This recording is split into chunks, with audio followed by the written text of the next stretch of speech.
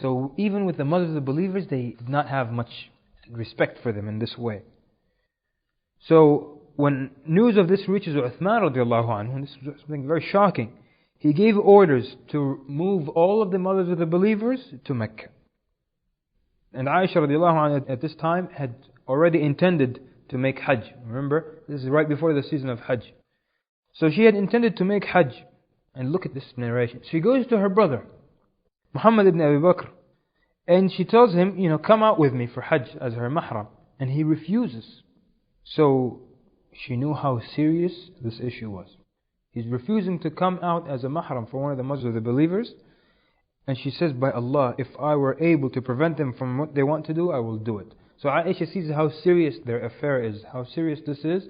And she says, if I'm ever able to stop them from doing what they want to do, I'm going to do that. Another companion, Handala al-Katib, comes to Muhammad ibn Abi Bakr and says, Aisha is calling you to go out with her, and you refuse. The mother of the believer calls you and you don't go out with her.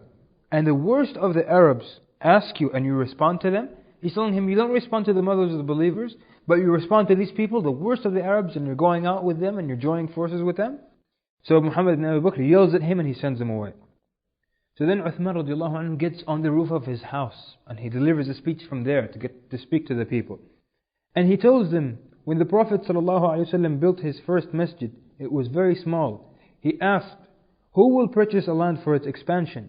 And I promise him, or guarantee him, that he will get his place in paradise. And I came forward to obey his order. So then he says, why is it that you people don't allow me to offer my prayers in that very masjid? He's telling them, I expanded that masjid with my own money, and the Prophet ﷺ gave me glad tidings of paradise. Now you come and prevent me from praying in that masjid? And then he tells them, I ask you to tell me, by Allah, that when the Prophet ﷺ came to Medina, there was only one well of Roma or aroma, which contained drinking water, and there was none other. And the Prophet ﷺ said, who will buy this well and put a trust to the Muslims? Whosoever will do so, he will get better than this in paradise. And it was me who honored this wish. Why have you stopped me to drink from the water of that very same well? I'm the one who bought this well. Now you're preventing me to drink from it? And then he also tells them, do you know that the army of Usra was prepared by me? And everyone answers, by Allah, every word you spoke, every word you have spoken is true. So Uthman felt that the issue had gone too far, and he had sent Abdullah ibn Abbas to be in charge of the Hajj in his place. So he sent a letter to the Hujjaj, and he explains the situation. This happened before they prevented him from water. When the people of Fitna entered, he sent a letter to Abdullah ibn Abbas at Hajj, explaining the situation that they've come and taken over Medina. So Ibn Abbas, he's the Amir of Hajj. He receives a letter and he reads the letter to the Hujjaj on the 8th day of the Hijjah. And so many of the Hujjaj, when they heard this, they slaughtered quickly on the day of Eid and left immediately to Medina to help the Khalifa. Some of them, when they arrived at a time when the water was prevented from Uthman. And others, when they arrived, it was too late. They had already murdered Uthman radiallahu anhu. So the people of Fitna intended to kill Uthman, and the water didn't work. It's not working. So they heard news that the army of Sham, the army of Syria, reached the valley of Dhil Qura, which is 3 days away from Medina. So they were very afraid now. They're consulting with each other. What are we going to do? So they said, who will go in to Uthman and either get him to resign or kill him? So one of them agreed to do it. And he came to go in, and the young Sahaba feared for Uthman. So they prevented him. And Abdullah ibn Zubair was in charge of them. So they tried to enter by force, and the Sahaba stopped them. So now a fight starts between the people of Fitna and the youth of the Sahaba. And it was a fierce fight. And the youth of the Sahaba were successful in preventing them from entering into the home of Uthman. And some of the youth were wounded severely. It's narrated that Al-Hasan ibn Ali radiallahu anhuma was stained with all the blood from the arrows that they shot at him. And the people of Fitna, some of them had been killed by the youth of the Sahaba. So then news reaches Uthman that there's killing going on in his courtyard. So he calls Abdullah ibn Zubair. He says, who ordered you to do that? Who ordered you to defend me and to fight these people? He says, O Amir, they prevented you from water and they wanted to enter upon you, to harm you. So he says, I have ordered that the weapons are to be put down. And I do not make halal a drop of blood in my cause. This is Uthman radiallahu anh. Now he orders Abdullah ibn Zubair to go home and to leave the house of Uthman. He ordered him to go home and all of them to go home. So he tells them, O Amir al-Mu'mineen, they will enter upon you. And he tells them, so be it. If that's the case, let it happen. So they all left, Al-Hasan, Al-Hussein, Muhammad ibn Talha. No one left except Abdullah ibn Zubair. He refused to go. He insisted. Even though the Khalifa ordered him to go, he insisted to stay because he knows they want to kill him. So the people of Fitna wanted to enter. When they came, they found Abdullah ibn Zubair. So they decided to find another plan. Because he was not a normal warrior. They were afraid of him. Even though he's one man. So what they did, they set the external gate of the house on fire to get it out of the way. This gate was attached to another covering that went all the way to the door of the house. So all of that burnt down, and now they can enter from any side of the house. There's no external wall or gate. So Abdullah ibn Zubair then decided to stand in front of the house, in front of the door to the house. But of course there were other doors, there were windows, there are many ways you can get into the house. But he stood at the door. And at night, one of them, the people of Fitna, comes from the side and enters upon Uthman.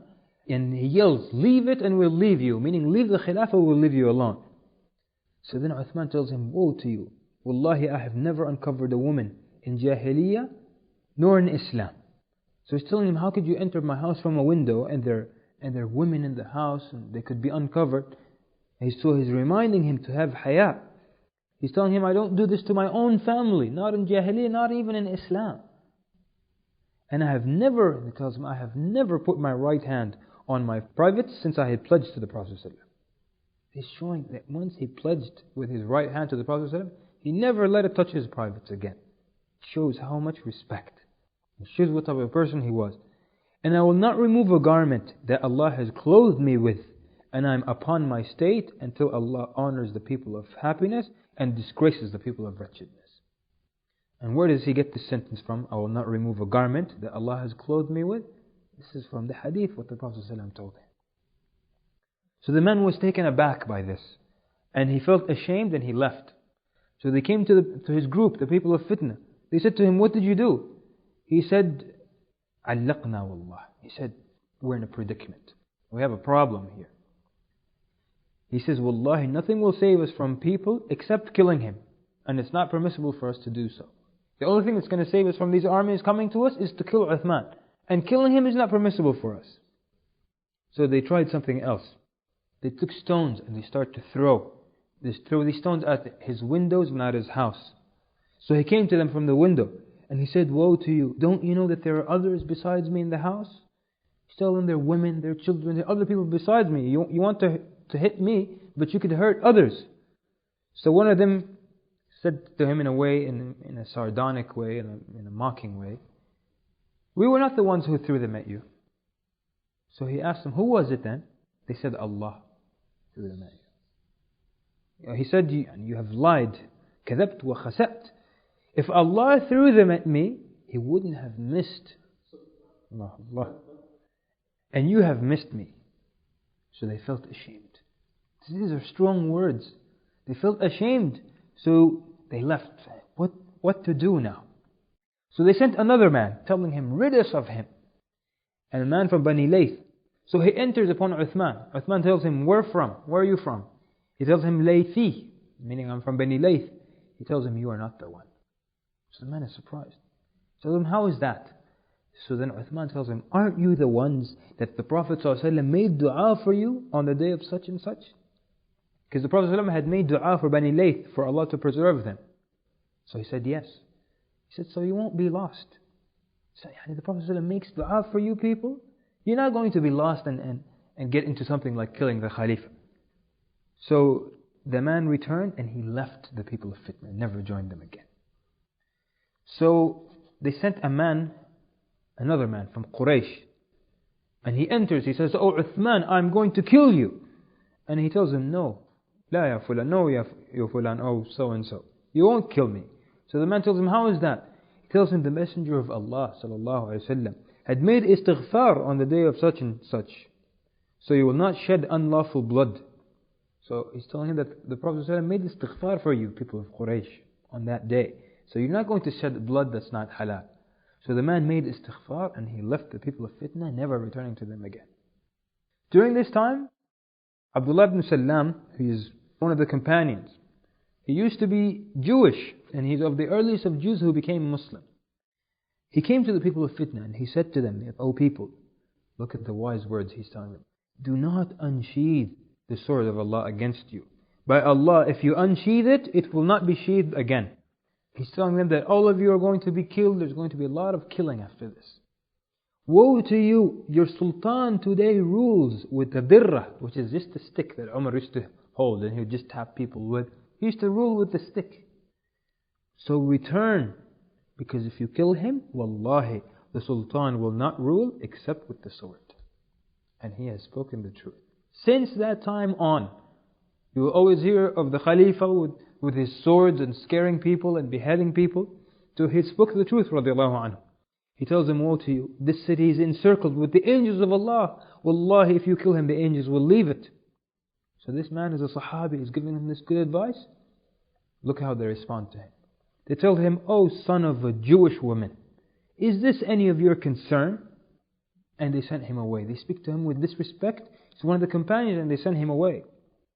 So then the last attempt, they sent Muhammad ibn Abi Bakr to go to Uthman and to convince him to resign. And he enters upon Uthman. And as we said before, he had committed a sin and Uthman had performed the prescribed punishment upon him. So he actually, in a sense, took away the right of Allah from him. And this is the right of Allah, that he should be punished in such a way. So when Muhammad ibn Abu Bakr enters upon Uthman sees him with the people of Fitna, he tells him, وَيْلَكَ أَعَلَى اللَّهِ تَغْضَبْ. He tells him, woe to you, you're angry against Allah? Have I done anything against you? I took the right of Allah from you, and you get upset? So Muhammad ibn Abu Bakr was shocked by this, and he retreats, he goes back.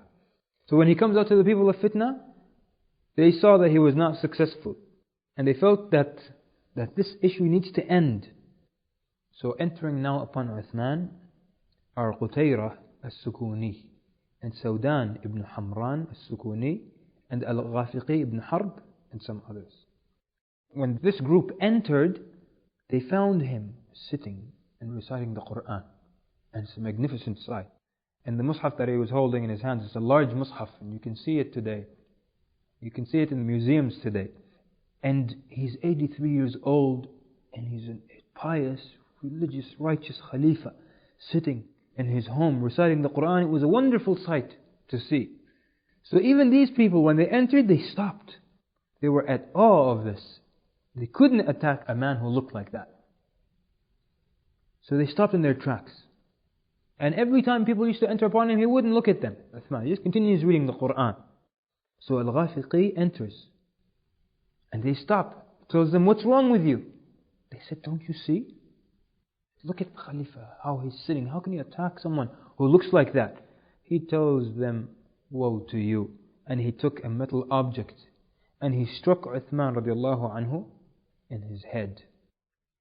And the blood dripped, and it came on top of the ayah where Allah subhanahu wa ta'ala says, فَسَيَكْفِيكَهُمُ اللَّهِ, and Allah will suffice you against them.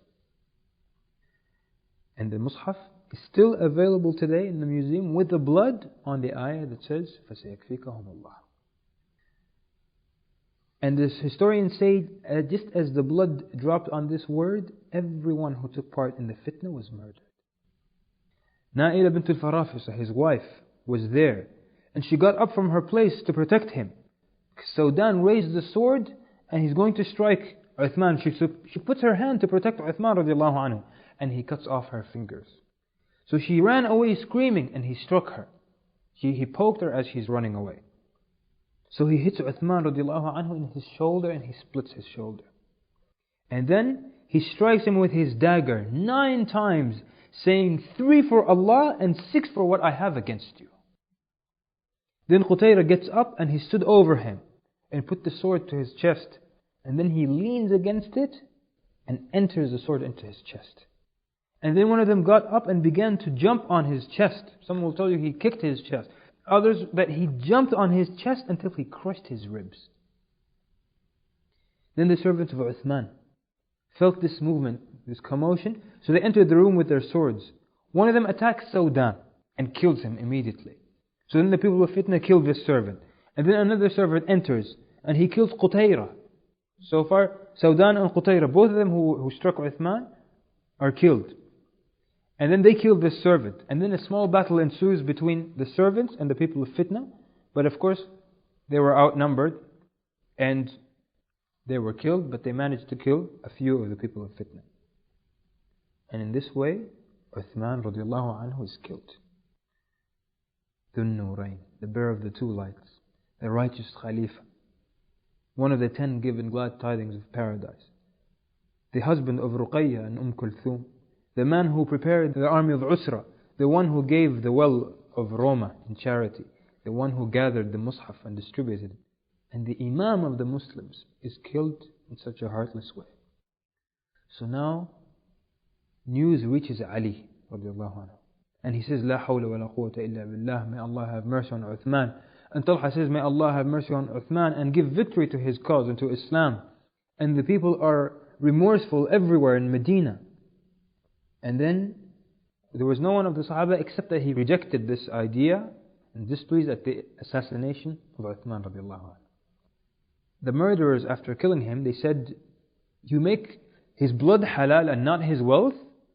So they started to steal from Bayt al-Mal, the treasury of the Muslims. And the guards, when they saw them, they left because they know they only want the wealth. So they left out of their way and they stole the wealth of the Muslims from Bayt al-Mal. And they entered into the house of Uthman and they stole his personal wealth. And even the cloak that his wife Naila was wearing, they stole it from her. But as the blood drips on the ayah, فَسَيَكْفِيكَهُمُ اللَّهُ, none of the people who murdered Uthman remained alive. All of his murderers were killed. And only many years later, 40 years after this incident, there are only 2 that remained alive, who lived for a long time. Umayr ibn Dhabi and Kumayl ibn Ziyad.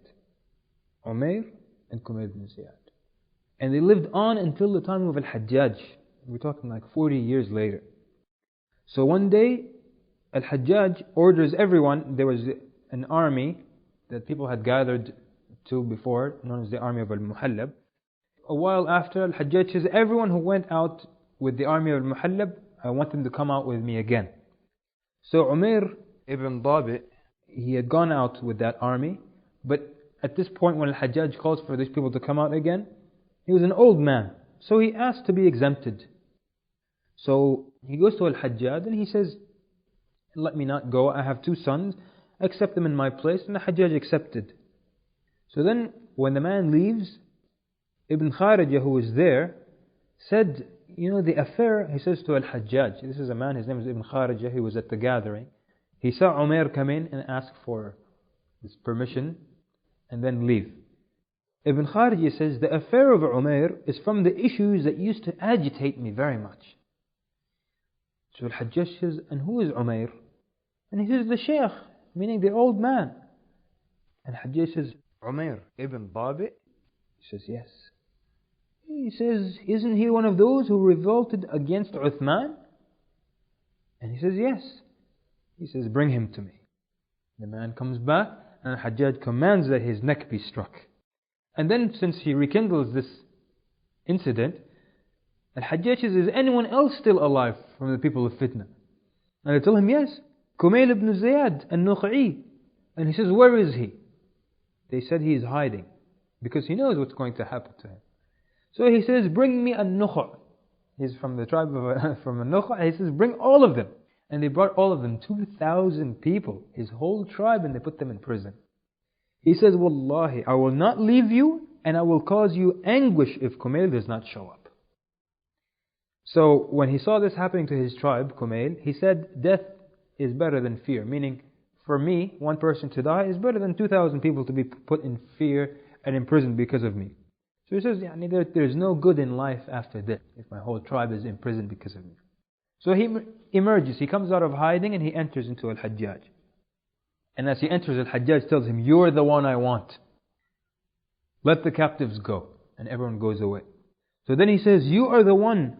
He says, "أنت الذي لن ترضى حتى أقعدت أمير المؤمنين للقصاص إذ دفعك عن نفسه."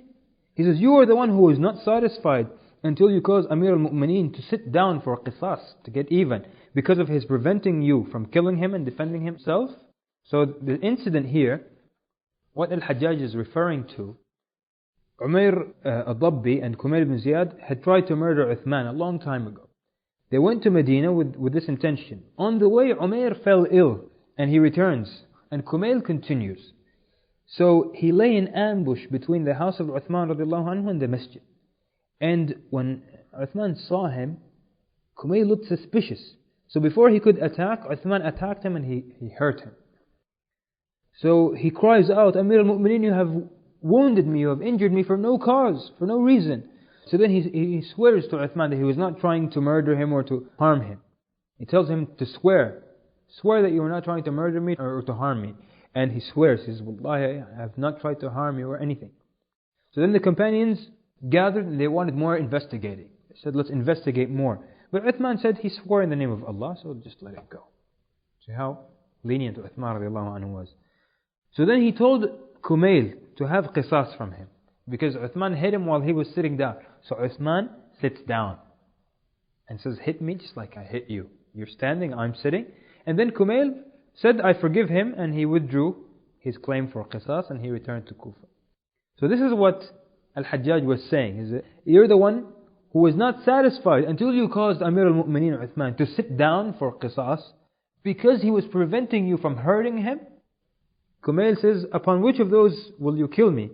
Because I escaped on that day because I didn't kill him, or because he forgave me?" He's telling him, "I didn't kill him and he forgave me. So because of which of these two are you going to kill me?" So then Al-Hajjaj tells him, "Don't concern yourself with that." And the people who were gathering, one of them, his name was Al-Aswad ibn Haytham. And he says, "What do you want from this sheikh?" Meaning this old man. He's overtaken with old age. So he's trying to intercede, saying, "Leave the old man." So then Hajjaj looks at him and he tells him, "By Allah, either you keep your tongue from me," meaning you keep quiet, "or I will take your head off with the sword." And the man says, "I'll keep quiet." So Al-Hajjaj then calls out, "O Adham ibn al-Muhriz, O Adham ibn al-Muhriz, kill him." So Al-Adham says, "Thou kill him, and the reward is between me and you." And Hajjaj tells him, "Yes." So he's saying, "I'm going to kill him, and we'll share the reward for killing this man, one of the people of Fitna." And Hajjaj says, "Yes." So then Adham tells him, "You keep the reward, and if there is any sin, it's on me."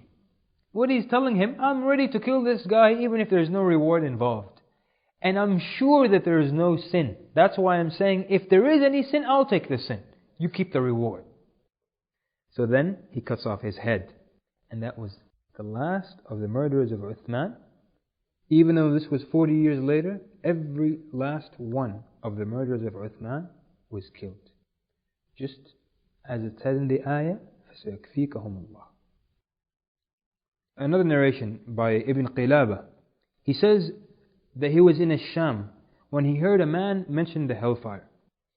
So he says he sees a man with no arms and no legs, and he's blind and he's falling down on his face. So I asked him about his condition, and he said, "I was of those who entered into Uthman's house, and when I came near to him, his wife screams, so I hit her." So Uthman said, "May Allah cut off your arms and legs and blind you and enter you into the hellfire." He says, "I was overtaken by fear and ran away and was afflicted by what you see now, and the only thing that has not come yet is the hellfire." And then Abu Qilaba here says, "So I said, بُعْدًا لَكَ وَسَحْقًا," I want to be distanced from you. So just to show you, of those who weren't killed, this is their situation. When Uthman radiallahu anhu was murdered, Na'ila bint Farafisa radiallahu anha, she sent to Abdurrahman ibn Udais from the people of Fitna.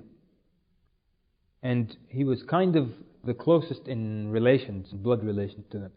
So she sends to him saying, you're the closest of the people to us in relations. You're the most expected of all the people of Fitna to assist me. So she's asking for the dead bodies. SubhanAllah, when they killed the servants and they killed Uthman, they left the bodies there. And they left the bodies there for days with Na'ilah sitting in the house with dead bodies in the house. So she sends to this man saying, let's bury the dead. So he insulted her, rahimahullah. And at night, Marwan ibn al-Hakam, and with him some companions, Zayd ibn Thabit, and went to Ali. And they told him it's not right for Amir al-Mu'mineen not to be buried until now. And they went to Talha and Al-Hasan and Ka'b ibn Malik, and they went to the people of Fitna and said, you killed him, now let us bury him. What else do you want after you killed the man? So the people of Fitna said, no one else goes out with you. We're not going to have a big funeral, just no one else goes out. They feared that if the public sees this, that they're going to revolt against them. So they said, only you go out and bury him. So they went out, and with them were some women and a few young people. And Marwan ibn al-Hakam led the salah because he was the closest relative. And they buried Uthman radiallahu anhu in what later on becomes a part of Baqi'.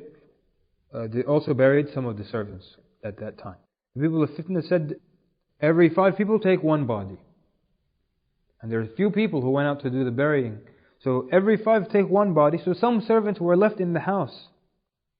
After they buried the few servants and Uthman, the people of Fitna said no one else is going to be buried after this. Even though there were still servants dead in the house. So they left the others. So then Na'ilah, the wife of Uthman, complains to the people of Fitna. And they came, because she's alone in the house with dead bodies for days. So they came and they pulled them from their feet and threw them in the streets. So the dogs came and ate them. And Uthman radiallahu anhu was buried at night. And very few people prayed over him. And his daughter was crying and his wife was crying. And this was in the 18th of Dhul Hijjah, in the 35th year after the Hijrah, and he was 83 years old, radiallahu anhu. So the people of Fitna now had total control of Medina, to the point where now they're the people who lead the prayers. They lead people in prayer. And the one leading the prayer was Al-Ghafiqi, the first man who struck Uthman with the metal rod. Al-Ghafiqi is the one who was leading the salah. And Uthman radiallahu anhu was also fasting on the day of his murder. There's a narration that he had a vision when he was sleeping. He saw a vision where the Prophet ﷺ came to him and said to him, break your fast with us. This is on Thursday. So Friday he woke up fasting, and inshallah he broke his fast as promised. Anas radiallahu anhu says, verily, the Lord, meaning Allah, has a sword sheathed in a scabbard as long as Uthman lives. And when Uthman is slain, that sword shall be drawn, and it will not be sheathed until the day of resurrection. Anas radiallahu anhu narrates this as this is a hadith from the Prophet ﷺ. And the Prophet ﷺ has spoken the truth. And after the death of Uthman, until today, there's always killing amongst the Muslims and between the Muslims. And now with the murder of Uthman, we will begin to see many swords unsheathed. And the killing will not stop for many years and will continue just as the Prophet ﷺ said. I would like to look at some of the things that were said in the letter of Na'ilah radiallahu anha. She wrote from Na'ilah bint al-Farafisa to Amir Muawiyah ibn Abi Sufyan.